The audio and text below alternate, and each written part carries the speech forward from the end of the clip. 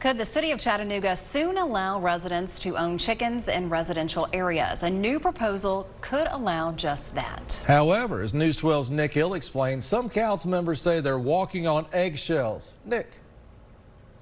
In Chattanooga, it is currently illegal to own a chicken unless your home is zoned for agriculture. However, Councilman Chip Henderson wants to see this change as many residents are already owning chickens against the rules. Most of the complaints from chickens, I believe, are constituent initiated. I mean, in other words, it's usually a neighbor, or like I said, McCamey goes out on a dog call and they find chickens in somebody's yard.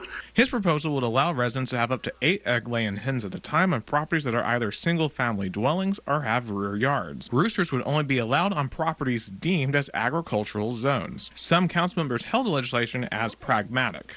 I think it's a good thing. I think people use things such as this as a secondary form of income.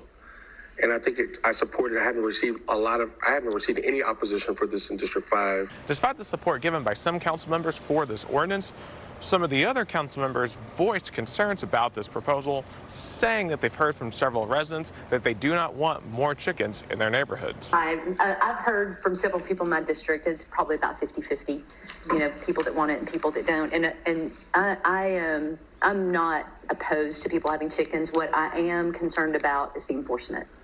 And who is going to hold people to the requirements that are set forth? Councilwoman Marvie Knoll says she gets at least 10 calls a month about complaints about the presence of roosters. They're saying that they are crowing at 3 o'clock, 4 o'clock in the morning. Yeah. And then we've had some pictures saying where the chickens and the dogs are fighting. Councilman Henderson said that he believes this ordinance would put Chattanooga in line with neighboring cities and be the most practical to enforce. I think if you're going to keep chickens, in my opinion, you're going to have them enclosed.